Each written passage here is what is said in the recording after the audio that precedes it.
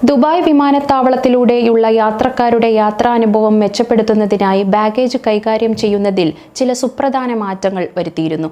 സുരക്ഷാ പരിശോധന മുതൽ വീട്ടിലേക്ക് ബാഗേജ് എത്തിക്കുന്നതുവരെയുള്ള ഈ മാറ്റങ്ങൾ പ്രവാസികൾക്ക് ഏറെ സഹായകമാകുന്നതാണ്.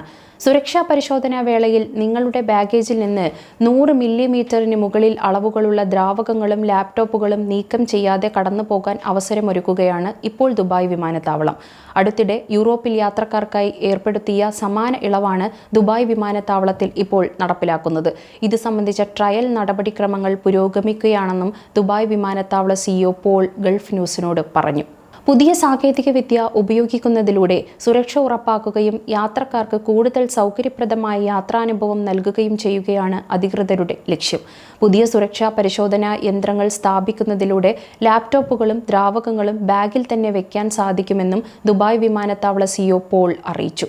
ടെർമിനൽ 1, 2, 3 എന്നിവിടങ്ങളിൽ പുതിയ അത്യാധുനിക ചെക്ക് പോയിന്റ് സ്കാനറുകൾ സ്ഥാപിക്കുന്നതിനുള്ള കരാർ Dubai aviation engineering project British കമ്പനിയായ സ്മിത്സ് ഡിറ്റക്ഷന് നൽകി. ഇതിന്റെ ഭാഗമായി പുതിയ സ്കാനറുകൾ ഉപയോഗിച്ചുള്ള പരീക്ഷണങ്ങൾ നടക്കുകയാണെന്നും അദ്ദേഹം അറിയിച്ചു. വിമാനത്താവളത്തിലെ കാര്യക്ഷമത വർദ്ധിപ്പിക്കേണ്ടത് അത്യാവശ്യമാണ്. കഴിഞ്ഞ 10 വർഷത്തിനുള്ളിൽ 20% വളർച്ചയുണ്ടായിട്ടും കാര്യക്ഷമമായ അടിസ്ഥാന സൗകര്യ വികസനം വിമാനത്താവളത്തിൽ ഉണ്ടായിട്ടില്ല.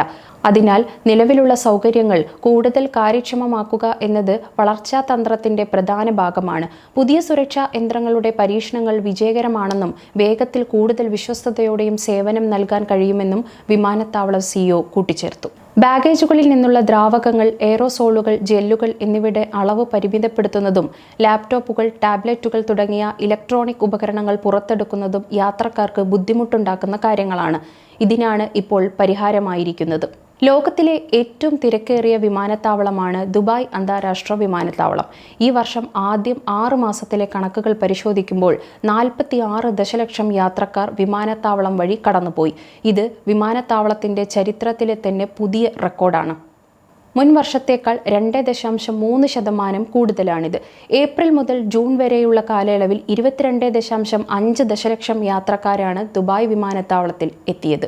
വിമാനത്താവളത്തിൽ എത്തുന്ന യാത്രക്കാർക്ക് ബാഗുകൾക്കായി കാത്തു നിൽക്കാതെ നേരിട്ട് വീട്ടിലേക്കോ ഹോട്ടലിലേക്കോ ബാഗുകൾ എത്തിച്ചു നൽകുന്ന സേവനങ്ങൾ ദുബായ് വിമാനത്താവളം നേരത്തെ അവതരിപ്പിച്ചിട്ടുണ്ട്. ഈ സേവനം വഴി യാത്രക്കാർക്ക് വിമാനത്താവളത്തിൽ ബാഗേജ് ചെക്ക് ഇൻ ചെയ്യാനും എത്തിച്ചേരുമ്പോൾ അവ വീട്ടിൽ സ്വീകരിക്കാനും സാധിക്കും. ഇത് തിരക്കേറിയ സമയങ്ങളിൽ യാത്രാ സൗകര്യം വർദ്ധിപ്പിക്കാൻ സഹായിക്കും എന്നതാണ് ലക്ഷ്യം വെക്കുന്നത്. സമയം മലയാളം വാർത്തകൾ ഇനി ടൈംസ് ഓഫ് ഇന്ത്യ സൂപ്പർ ആപ്പിലും. ഇതിനായി പ്ലേ സ്റ്റോറിൽ നിന്നോ ആപ്പ് സ്റ്റോറിൽ നിന്നോ times of India app install ചെയ്യൂ. മലയാളം ഭാഷ തിരഞ്ഞെടുക്കൂ. വാർത്തകൾ ആസ്വദിക്കാം. എല്ലാം ഇനി സമയത്തിൽ.